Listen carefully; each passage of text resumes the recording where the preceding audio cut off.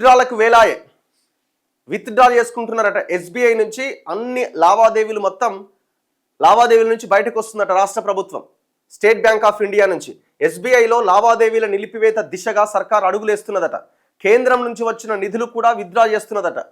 ప్రస్తుతం 5 నుంచి 6 వేల కోట్లు ఉన్నాయట స్టేట్ గవర్నమెంట్ సంబంధించిన డబ్బులు. స్టేట్ బ్యాంక్ ఆఫ్ ఇండియా అనే బ్యాంకులో 5 నుంచి 6 వేల కోట్లు ఉన్నాయట. దాని నుంచి అవన్నీ బయటికి తీసి ఇంకొక వేరే బ్యాంక్ అకౌంట్లో వేస్తారట. కార్పొరేషన్ల ఫిక్స్డ్ డిపాజిట్లు సైతం వెనక్కి తీసుకుంటున్నారట. లీడ్ బ్యాంక్ హోదా కూడా తొలగించే అవకాశం ఉందట. నేడు ప్రభుత్వం నిర్ణయం తీసుకునే అవకాశం. ఢిల్లీ టూర్కు పోయిన రేవంత్ రెడ్డి ఎస్బీఐ తీరును ప్రధానమంత్రికి, ఆర్థిక మంత్రికి, ఆర్బీఐ గవర్నర్కు వివరించబోతున్నట. దేనికి ఏం జరిగిందంటే స్టేట్ బ్యాంక్ ఆఫ్ ఇండియా నుంచి ప్రభుత్వానికి సంబంధించిన అన్ని లావాదేవీలు ఉపసంహరించుకునే యోచనలో ఉన్న సర్కార్ ఈ దిశగా కసరత్తు ముమ్మరం చేసినట్టుగా తెలుస్తోంది. రాయదుర్గంలోని సర్వే నెంబర్ 83/1లోని 5 ఎకరాల భూముల వేలం విషయంలో ఎస్బీఐ వ్యవహరించిన తీరు పట్ల ఆగ్రహంతోనే ప్రభుత్వం ఈ నిర్ణయం దిశగా అడుగులేస్తోంది. అంతేకాకుండా పలు పథకాలు, ఇతరత్రా మ్యాచింగ్ గ్రాంట్ల కోసం కేంద్రం నుంచి వచ్చిన నిధులు కూడా ఎక్కువగా ఎస్బీఐలోనే పెడుతుంటే వాటిని కూడా వెంటనే విత్డ్రా చేసుకోవాలనే ఉద్దేశంతో ఉందట. మరోవైపు ప్రభుత్వ పరిధిలోని పలు కార్పొరేషన్లు, అవుట్సోర్సింగ్ ఏజెన్సీలకు సంబంధించిన 100 కోట్ల రూపాయల ఫిక్స్డ్ డిపాజిట్లు ఎస్బీఐలోనే ఉన్నట్లు సర్కారు సేకరించిన ప్రాథమిక వివరాల్లో తేలింది. వాటిని కూడా వడ్డీతో సహా బ్యాంకు నుంచి విత్డ్రా చేసుకోవాలని భావిస్తున్నది. దీంతో పాటు ప్రభుత్వంలో ఎస్బీఐకున్న లీడ్ బ్యాంక్ హోదాను కూడా పక్కన పెట్టే అంశంపై సమాలోచన చేస్తున్నట్లు అధికారిక వర్గాలు పేర్కొంటున్నాయి. ఈ అంశాలన్నింటిపై మంగళవారాల్లో తుది నిర్ణయం తీసుకునే అవకాశం ఉందని చెబుతున్నారు. ఆదివారం ఢిల్లీ పర్యటనకు వెళ్లిన ముఖ్యమంత్రి రేవంత్ రెడ్డి రాయదుర్గంలోని 5 ఎకరాల భూముల విషయంలో ఎస్బీఐ వ్యవహరించిన తీరును మంగళవారాల్లో ప్రధానమంత్రి మోదీకి, కేంద్ర మంత్రి నిర్మలా సీతారామన్కు, ఆర్బీఐ గవర్నర్ మల్హోత్రాకు వివరించే అవకాశం ఉందట. విషయం ఏంటంటే దేనికి ఇది? రాయదుర్గం దగ్గర 6 ఎకరాల భూమి ఎంతో వేలం వేస్తే 1 ఎకరా 237 కోట్లు పోతే అది గౌరవ వెంచర్స్ అనే ఒక రియల్ ఎస్టేట్ కంపెనీ కొనుక్కున్నది. అయితే ఆ భూమి మాది. మేము ఎప్పుడో 2009లోనో 2007లోనో అది ఆల్రెడీ మేము కొనుగోలు చేసినాం. రాష్ట్ర ప్రభుత్వం మాకు అమ్మింది. ఎకరా 13 కోట్లకు మేము ఆల్రెడీ డబ్బులు కూడా ఇచ్చినాం. మా డబ్బులు ఇంకా రాష్ట్ర ప్రభుత్వం దగ్గరనే ఉన్నాయి. కేసీఆర్ కూడా దీన్ని అమ్మాలనుకుంటే మేము కూడా అప్పుడు మేము అడ్డుకోవడంతో ఆయన వెనక్కి తగ్గిండు అని వీళ్ళు హైకోర్టులో కేసు వేసారు.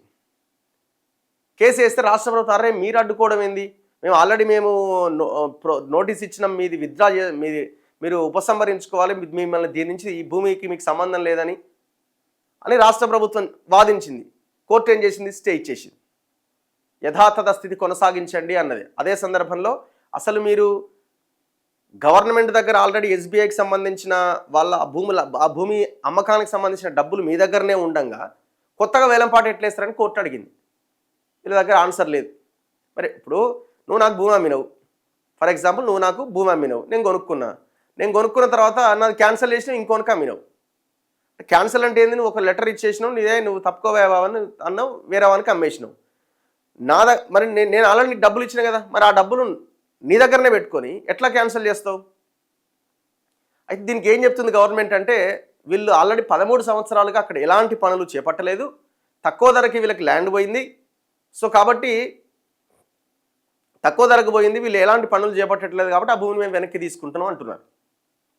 వాళ్ళు ఏమంటున్నారు? మేము ఆల్రెడీ పర్మిషన్స్కి అప్లై చేసుకున్నాం, జిహెచ్ఎంసీకి దానికి దీనికి మేము పెద్ద టవర్లు కట్టాలనుకున్నాం, పర్మిషన్స్ లేట్ అని, అంతే, అయినా డబ్బులు మీ దగ్గరే ఉన్నాయి కదా, ఎట్లా క్యాన్సిల్ చేస్తారని ఎస్బీఐ అడుగుతున్నది. మొత్తానికి కోర్టు స్టే ఇచ్చింది. అది గవర్నమెంట్ ఈగో దెబ్బతిన్నది. ఎట్లా ఇది గవర్నమెంట్ డ్యామేజ్ అయ్యేలాగా మీరు ఎట్లా పోతారండి? పోకుంటే ఏం చేస్తాడు?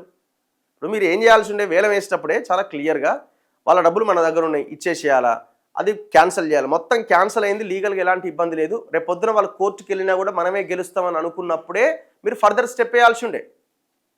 ఇప్పుడు మీరు ఎవరితో యుద్ధం చేస్తున్నారు? ఎస్బీఐతో యుద్ధం చేస్తున్నారు. అది ఎవరిది? బ్యాంక్. అది ఇప్పుడు మీరు మీ అకౌంట్ గవర్నమెంట్ సంబంధించిన డబ్బులు అందులో ఉన్నాయి, అకౌంట్లు ఉన్నాయని అన్ని బయటికి తీస్తున్నారు. రేపు పొద్దున రైతులు, చాలా మంది రైతులు కానీ ఇంకా జనాలు లోన్లు తెచ్చుకున్నారు బ్యాంక్ దగ్గర నుంచి. అమ్మ గవర్నమెంట్ మా మీద యుద్ధం చేస్తాను, మరి రైతుల మీద, జనాల మీద వాడు యుద్ధం చేస్తే బ్యాంకోడు, అప్పుడు ప్రజల పరిస్థితి ఏంది? ఇప్పుడు ఇది పరిష్కరించుకోలేని, యుద్ధం చేయాల్సిన, బ్యాంకు నుంచి వైదొలగాల్సినటువంటి అంత పెద్ద ఇష్యూనా? అసలు ఈ భూముల అమ్మకం అన్నదే పెద్ద లంగ పని, ఇది అంతే దొంగ పని. ఇది భూములు వేలం వేసుడు అన్నదే దారుణమైన విషయం. ఇది మీరు అన్ని టెక్నికల్గా లీగల్గా చూసుకున్న తర్వాత ఇప్పుడు మీ అడ్వకేట్ జనరల్ ఎవరో ఉండరా? వాళ్ళంతా ఏం చేస్తున్నారు మరి? ప్రజల జీతమే తీసుకుంటున్నారు కదా వాళ్ళు, మీకు అడ్వైజ్ ఇస్తలేరా? ఇప్పుడు బ్యాంకుతో యుద్ధం చేస్తే ఏమవుతుంది? బ్యాంకు నష్టపోతే ఎవరు నష్టపోతారు? జనమే నష్టపోతారు. వాళ్ళదేం పోయింది? బ్యాంక్ వాళ్ళది. రేపు పొద్దున మీరు ఎస్బీఐతో యుద్ధం పెడితే రేపు లోన్లకో దీనికో దానికో పోతే మీరు అదే ఎస్బీఐని మీరు ఎట్లా రిక్వెస్ట్ ఆర్ డిమాండ్ చేసి రైతులకి లోన్లు ఇవ్వండి, ఇంకోటి ఇవ్వండి అని ఎట్లా చెప్పగలుగుతారు? ఏదన్నా మంచి సంబంధాలు ఏర్పరచుకుంటేనే కదా గివ్ అండ్ టేక్ పాలసీ అనేది నడిచేది. రాష్ట్ర ప్రభుత్వం నిత్యం తన లావాదేవీలు ఎక్కువగా ఎస్బీఐ నుంచే నిర్వహిస్తోంది. రాష్ట్ర స్థాయి నుంచి మండల స్థాయి వరకు ఉన్న ప్రభుత్వ కార్యాలయాలన్నీ ఈ బ్యాంకుతోనే తమ లావాదేవీలు కొనసాగుస్తున్నాయి.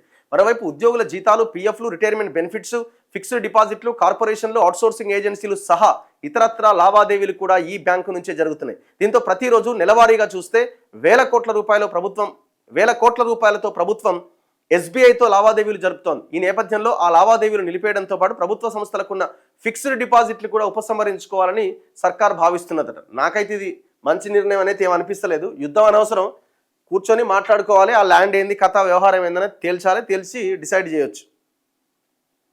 ఆ పని చేయకుండా వారెందుకు?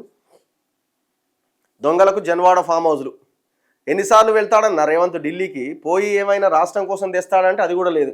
కిషన్ రెడ్డి మీద ఏడుస్తాడు. ఇంకా రేవంత్ ఎందుకన్నా సీఎంగా ఒక్క పని చేత కాదట. ఆఫ్టర్ 10 years వరకు కన్స్ట్రక్షన్ స్టార్ట్ చేయలేని తీసుకున్నారట. ఇప్పుడు ఏదైనా సరే 10 years వరకు కన్స్ట్రక్షన్ అయినా ఇంకోటైనా అట్లాంటివి మేము చెప్తున్నాం కదా, చాలా వాటిల్లో టీజీఏసీ హోల్డ్లో ఉండాల్సినటువంటి భూములు చాలా 10 years, 20 years, 30 years అయిపోయిన భూముల్లో రియల్ ఎస్టేట్ వ్యాపారం నడుస్తుంది.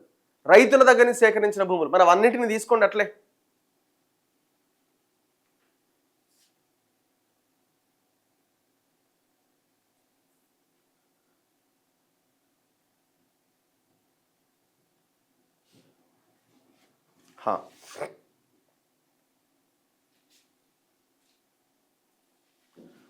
రెండు వ్యవస్థలు, బ్యాంకు వర్సెస్ ప్రభుత్వం. కానీ ఇక్కడ పీకే కోడి చెరువు మాత్రం సైడ్ ట్రాక్ అయిందట.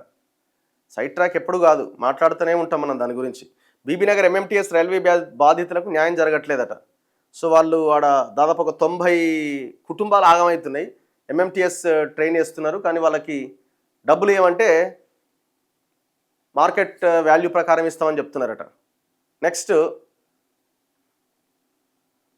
రఘు గారు, ఇసుక గురించి మాట్లాడండి. కరీంనగర్ డిస్ట్రిక్ట్ కొత్తపల్లి మండల్ ఖాజీపూర్ విలేజ్ అట. ఇసుక మాఫియానా? నడుస్తూనే ఉన్నది.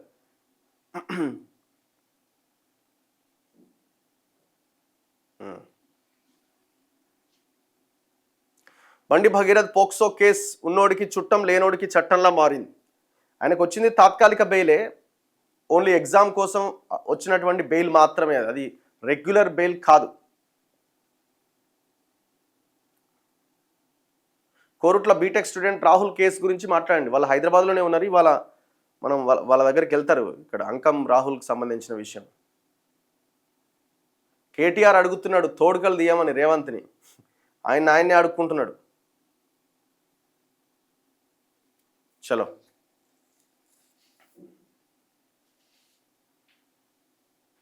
Good morning Raghu garu and team from Houston, Texas. I have a question. Can we file PILs against ceiling lands by government?